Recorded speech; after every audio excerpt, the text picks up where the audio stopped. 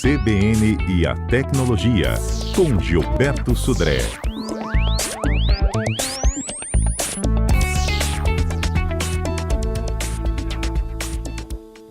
Gilberto Sodré chegando, inclusive para esclarecer uma curiosidade que deve ser muito comum, né, em quem usa o aplicativo WhatsApp de conversas. Conversa, grupo, lista, comunidade. Qual é de fato a função de cada um, hein, Gilberto? Bom dia para você. Bom dia, Fernanda. Bom dia, ouvintes da CBN, viu? Exatamente, viu? O WhatsApp recentemente tem liberado muitas novidades, né? E de conversas pessoais, aí criaram os grupos, depois as listas de transmissão e depois agora as comunidades, né? Muitas pessoas têm ficado confusas, né? O que é cada uma dessas coisas, como é que eu uso cada uma dessas situações e para que serve, né? Cada um desses itens. Então, vamos começar falando, né, do chat. É a conversa de pessoa para pessoa, na verdade, é o inicial, né? O início do WhatsApp era exatamente essa conversa entre duas pessoas, basicamente, né? Nessa questão. E aí, depois foram criados grupos. Então, os grupos de WhatsApp são aqueles grupos com muitas pessoas, já tinham a limitação de 256 pessoas por grupo, agora aumentou para 1.024 pessoas por grupo, então agora ficou maior, a quantidade maior de pessoas que participam, e aí tudo que você manda para o grupo, todas as pessoas do grupo recebem aquela situação de forma simultânea, né? Você pode restringir lá o grupo, que só os administradores do grupo eles postem no grupo, né? Os outros só escutem. Então você pode fazer um grupo só de envio de mensagens, não tem um grupo só de conversa, basicamente, né? Então essa foi o começo, né, da evolução do WhatsApp para isso. Aí mais tarde veio as listas de transmissão, né? As listas de transmissão basicamente uma característica do WhatsApp Business, do aplicativo, né, WhatsApp Business. Ele permite que o usuário ele envie, né, simultaneamente a mesma mensagem a muitos contatos salvos. Então, na verdade, não é exatamente um grupo. Na verdade, é uma forma que você mandar uma única mensagem para muitas pessoas que estão na sua lista de contato. Lembrando que para dar certo, né, para esse envio funcionar, as pessoas que você enviou essa mensagem também precisam ter você no contato deles. Então, ou seja, quando eu faço uma lista lá, imagina que eu quero mandar uma mensagem para muitas pessoas, né, um convite, né, ou uma divulgação de algum evento, por exemplo, né, eu posso chegar, monto uma lista de transmissão, coloco lá várias pessoas dos meus contatos nessa lista e mando essa mensagem para todos ao mesmo tempo, né, nessa situação. Tem Mas limite? para as mensagens não tem limite, né? Não, na verdade, tem limite de 256 pessoas, na verdade. Nesse caso, tem 256 pessoas por envio, né? Por marcação de envio. Só que para essas pessoas receberem sua mensagem, elas precisam ter você no contato deles nessa situação, né? Muito bem. Lembrando que quando a pessoa, né, que recebeu a sua mensagem responder, vai aparecer para você como um chat privado entre você e ela só. Na verdade, as outras pessoas não vão receber a resposta que ela fez para você sobre isso, né? Então, nessa questão. Então, é uma lista de transmissão. E agora, mais recentemente, né, o WhatsApp liberou o recurso de comunidade, né? Que é um recurso bastante útil para administradores de grupos. Quem administra muitos grupos, né, pode criar uma comunidade e colocar os grupos que ele administra dentro dessa chamada de comunidade. Você consegue adicionar até 50 grupos numa mesma comunidade, com limite de até 5.000 membros no total, né, para isso, né? E aí, qual é a vantagem, né, para o administrador? Na verdade, ele consegue mandar informações para todos os participantes simultaneamente, né? Então ele tem lá vários grupos que ele administra, que tem pessoas em cada um desses grupos, ele quer mandar mensagem para todos os grupos ao mesmo tempo, uma mensagem só. Então ele pode criar isso tudo numa comunidade e fica mais fácil para ele de administrar. Então, a conversa pessoal, depois vieram os grupos, depois a parte da lista de transmissão e depois a comunidade. Cada um tem uma aplicação específica, né, um uso específico nessa situação. Muito bom. Você usa tudo?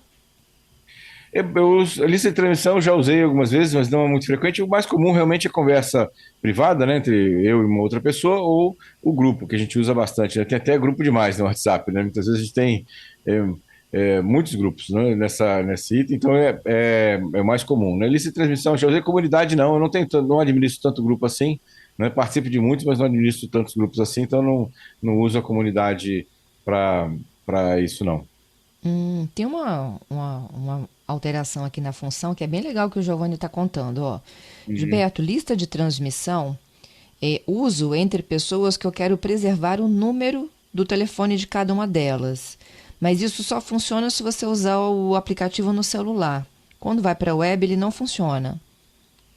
Ah, sim, o aplicativo, né? A parte de lista de transmissão. Sim, no aplicativo do celular, né? Porque lembra, o lista de transmissão é o WhatsApp Business. Então você tem que ter o aplicativo do WhatsApp Business para fazer isso, né? Nesse caso, não é o aplicativo do WhatsApp convencional. Né? Por isso que no aplicativo do computador, né, por exemplo, é o WhatsApp convencional. Até a WhatsApp até prometeu de transferir, né, ou ter o aplicativo de WhatsApp Business no aplicativo no computador, mas isso ainda não aconteceu, pelo menos ainda não que eu tenha visto. Entendido. Então, olha só, a lista de transmissão preserva o número do contato.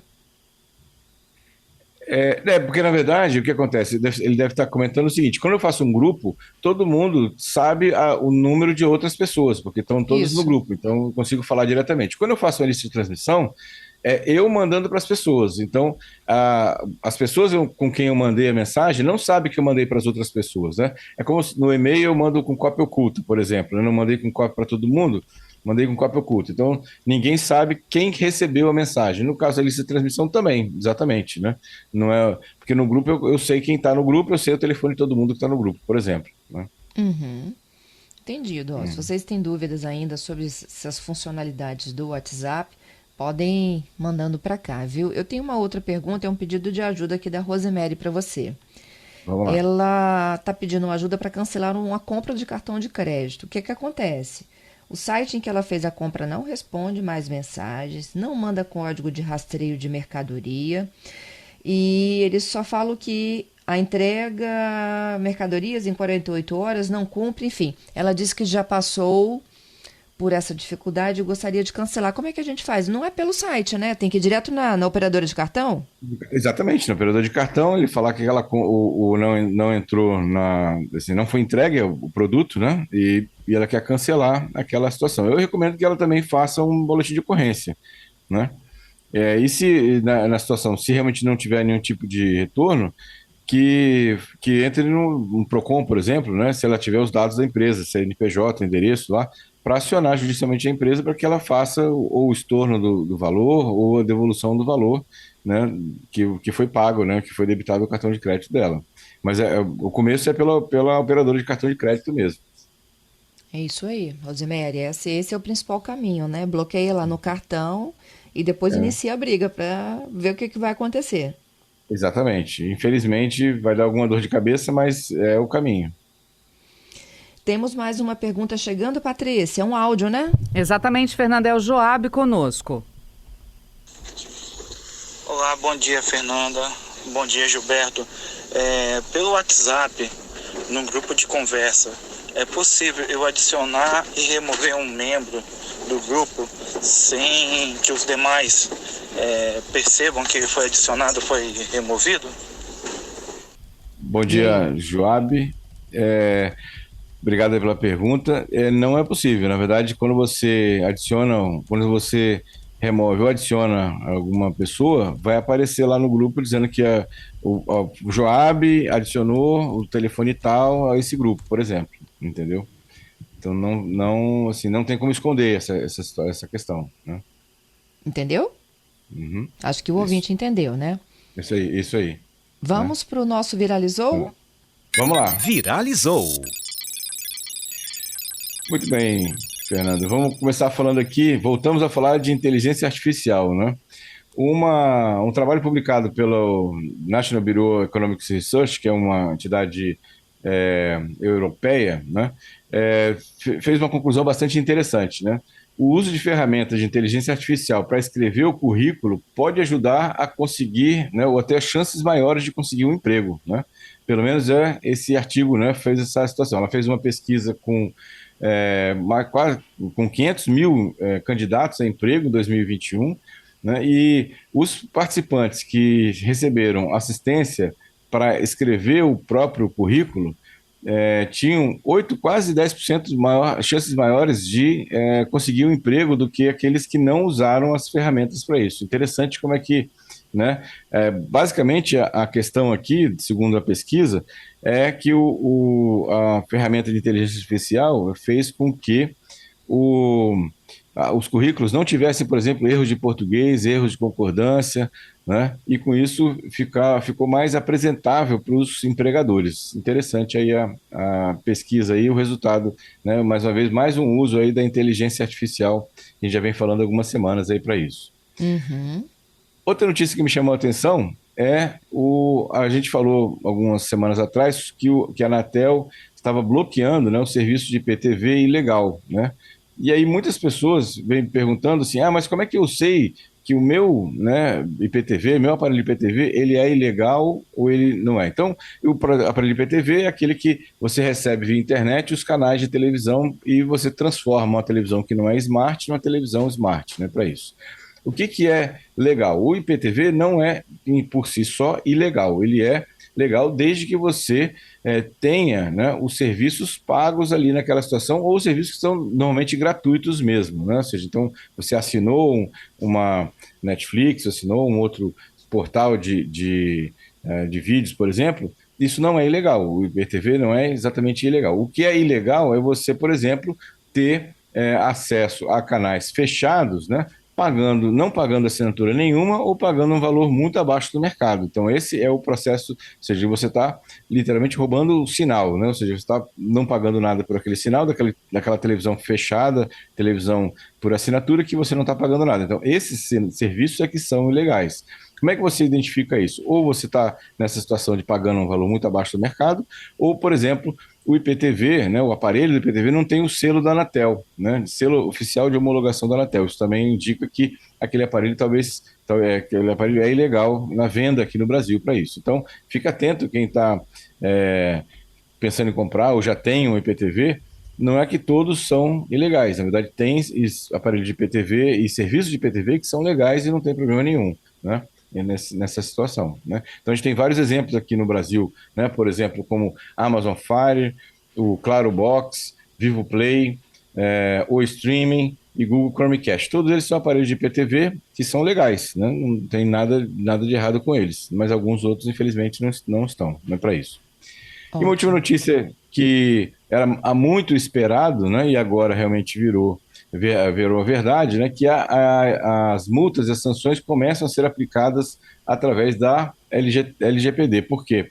Porque a Autoridade Nacional de Proteção de Dados, a ANPD, finalmente publicou o regulamento da dosimetria e aplicação de sanções administrativas, que é exatamente como é que é feito o cálculo das multas. Então, a partir de agora, né, a gente tem uma regra que estabelece os critérios para a aplicação das penalidades, ou seja, a partir de agora, provavelmente vão acontecer as penalidades de vazamento de dados, acesso indevido à informação, compartilhamento de informações indevidas de titulares de dados, né?